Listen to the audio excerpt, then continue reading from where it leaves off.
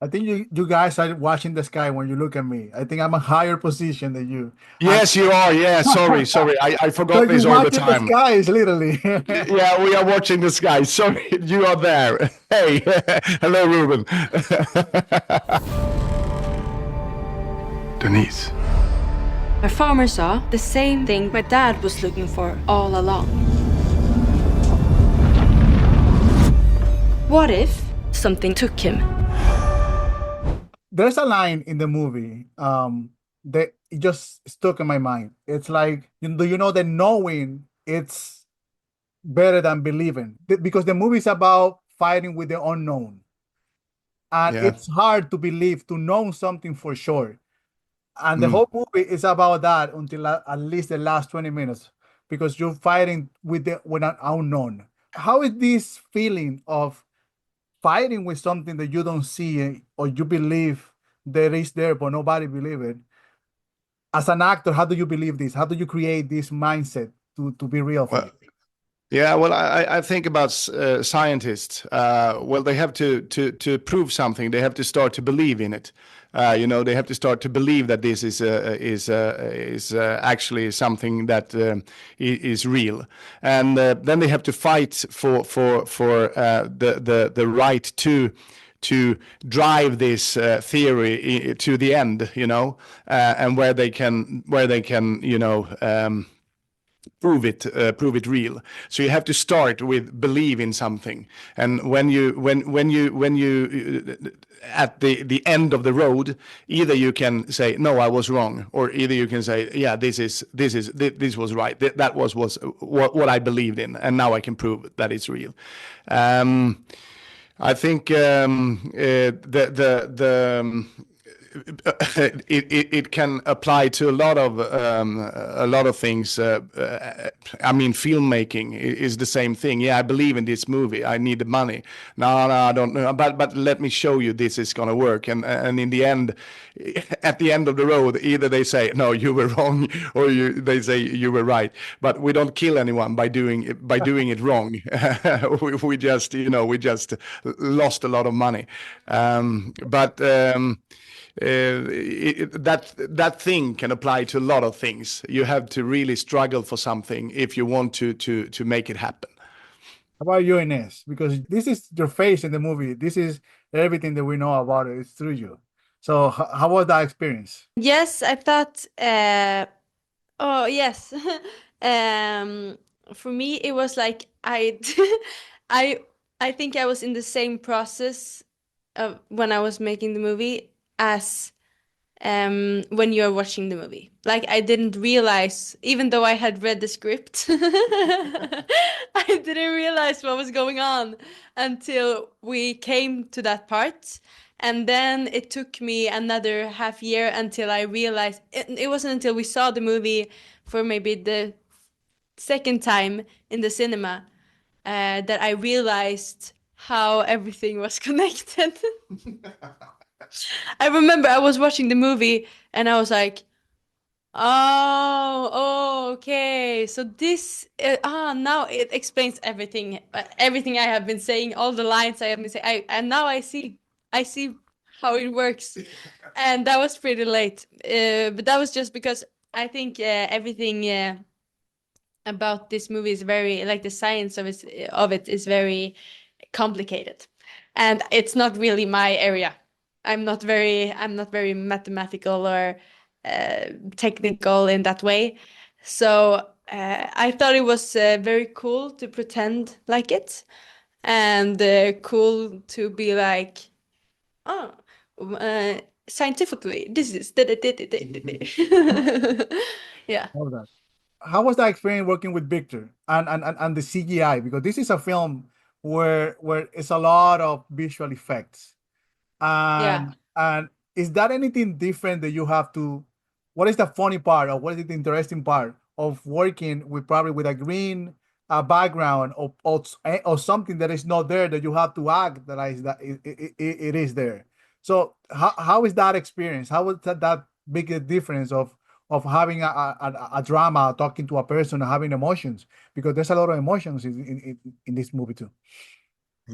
I think it was not that much green screen actually. It was maybe one scene or two scenes with the green screen, or else everything was built up.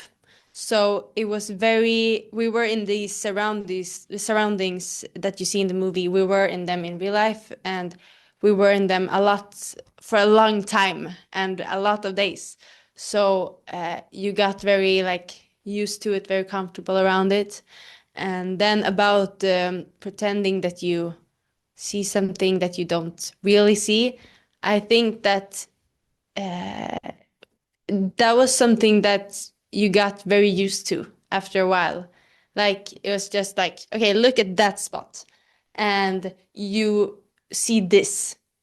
And then it was, I think that it was very like I felt like I had to work a lot to find the emotions that could explain what I was seeing, mostly maybe for myself, that I was like, okay, how do I feel when I see this?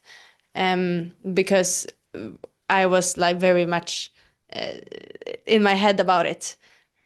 So I think that you got very used to it after a while, but it was a challenge also, I think. What do you think? Oh, well, it's easier to work without green screens and imagine the things. It's easier to work as Crazy Pictures do. They like, 90% of the effects are mechanic or real. So you are able to be there actually and feel it, and that is very nice for an actor. It is. Jesper, really quick. I know Inez's opinion. What was your feeling after you watched the movie for the first time? When you watched everything done, how was that feeling? Very, very proud, extremely proud of being a part of this movie. I think it's a wonderful movie, and it's a setup of it's a set of heroes that you normally don't see. It's they are not muscled up or they are different, a different kind of heroes, and I think that is beautiful, and also the importance of belonging to somebody or something. It's so obvious in the movie that it's important to say, this is my crew, this is my family, this is that human over there. We belong to each other, and yeah, I think it really comes through in the movie. I think you guys are watching the sky when you look at me. I think I'm a higher position than you. Yes, you are. Yeah, sorry. I So forgot you this all the watching the time. skies, literally. Yeah, we are watching the sky. Sorry, you are there. Hey, hello, Ruben. But it's easier to talk to your eyes. It's I'm drawn to your eyes. You take it as a compliment. Thank you. Guys, congratulations. I really enjoyed the film. It was fun to me to watch. You made a great job. The chemistry that you guys developed, it's amazing. So congratulations. Oh, thank you very much. Watch the Sky is one of those movies where, I mean, I grew up end of the 90s, end of the 80s, beginning of the 90s, and I felt that I was watching one of those movies. But the biggest difference that you guys use the tools of CGI to create some kind of suspense. Like I felt the CGI in this movie, it's another character. And how was that done? Because this is a lot of work, and this is a combination of three studios basically. So I wonder how was that decision making wise to put all this effort and that we have this beautiful result. Well, thank you very much. Our goal was to do as much as possible in camera, basically, and that's how we made a lot of this stuff. We are a company that we're not afraid of combining and using old technologies with new technology. That's why this collaboration with Flawless is kind of it's perfect for us. I mean, we made a lot of the effects in the movie by using old techniques like miniatures and stuff like that, but also combining them with state-of-the-art new visual techniques to bring to make exactly that reaction you had, that it feels like an old movie made in the present time. I wouldn't say old. For me, it's like I miss these kind of adventures where Yeah. where people are fighting to the unknown. Yeah. And this is something that you created, guys. And I wonder how difficult it is to create like a MacGuffin, like an eternal MacGuffin, but this is something that is unknown. And of course, we know at the end, but this is fighting to something that we don't see until we see it. Yeah, I get it. Yeah, and it's hard. It's really, really hard. I mean, building a story around like this mystery box, you don't know what it is. The danger is that you can always feel a little bit disappointed when you open the box in the end. And I hope that we will not. The audience won't feel disappointed. I think we made a twist in this movie. I don't think I hope the public, the audience don't see it coming. Just like in the movie, everyone collaborate to survive. But this is also a collaboration. When you work in collaboration, how do you plan things? How do you get agree with things? Because this is a huge project, not just in terms of storytelling, also in CGI, but also there's a great music. So this is a great film. This is a big production. How do you get agreement to choose a scene, to choose how do you want it, the tone of the colors, everything? So many things that you have to choose in a movie. Yeah, I think one of the key things that is special how it works is that we are kind of a film collective, that we are five of us that having Crazy Pictures together, and we work very close together with all the departments. So we kind of try to keep it pretty small and pretty tight, and that makes all these decisions, we can sit in one room and discuss them and find the right way to go. And that's good in like finding the right location. What are we doing in visual effects? What are we doing in practical effects? What about like camera and the practical things? So I think one key for us to make kind of a movie in a big movie, but in a pretty small way, because we have, it's pretty small budgets for this kind of movie, and the way it's possible to do is that we really collaborate very much around the table to make that happen. And we've been working together for a long time, so this has been a process that we have been growing and how we are working with it. And as you said, Victor, we also have been kind of doing more and more practical effect things over the years. So that's something that we will love to do in things in camera. As long as we can do as much as possible in camera, then you can. It's just you can get that feeling that you really want to have in a whole other way if you only doing the digital things. Even kind of the digital parts. I don't want how much I want to spoil, but like the end of the movie and the whole big scene, the snow scene, kind of all those kind of parts are made for real. It's kind of different layers of things. We made kind of the mountain we built for real, and we have the snow for real, and then the whole everything that's on the sky is actually, we did this process with doing ink in water. So we did a lot of tests on different kind of colors, different inks, and then we kind of shot real elements for everything for the sky, and then we took those real elements and remade them visually in the computers. So that was also kind of a vision to kind of try to really create these things for real. One of the things that I love about films is like a book and a music. The title is very important. And when I read "Watch the Skies," of course I have seen the movie, but for audiences that hasn't seen the movie and they see the title "Watch the Sky," it's like looking up and just wonder, like looking something above.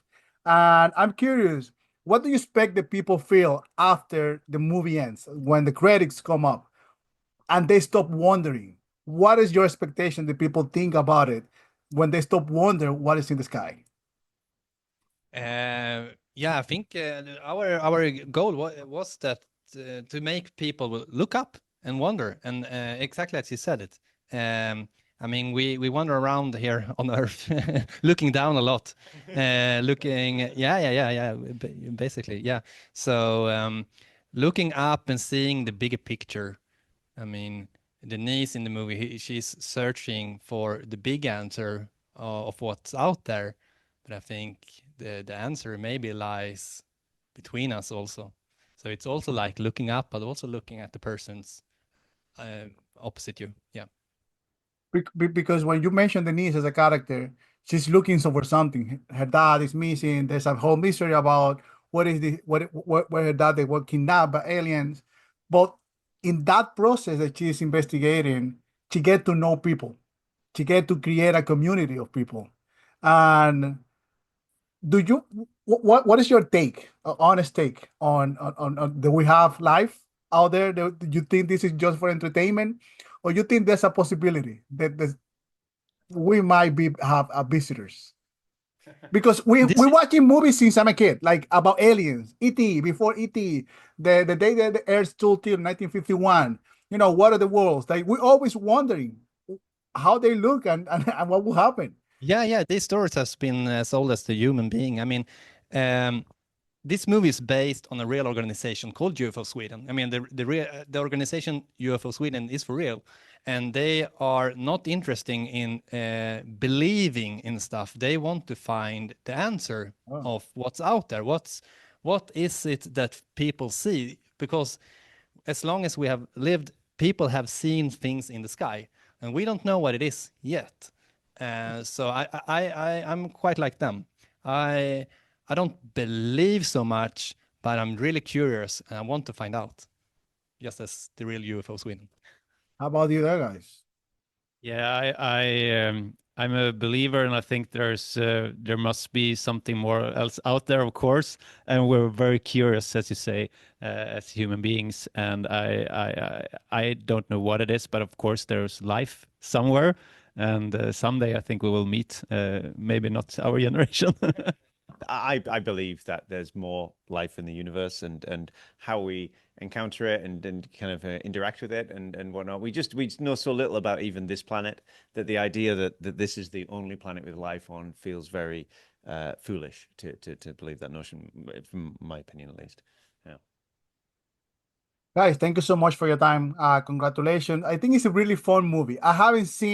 I grew up in the like watching and looking forward for alien movies because it just question. It just bring that question of what is out there, but not just that. It's also entertainment. And this is a good entertainment. And thank you for creating this. This is really entertaining. It's a great story. You have great actors. And I just want to say thank you because this is a great project. Thank you very much. Thank you very much.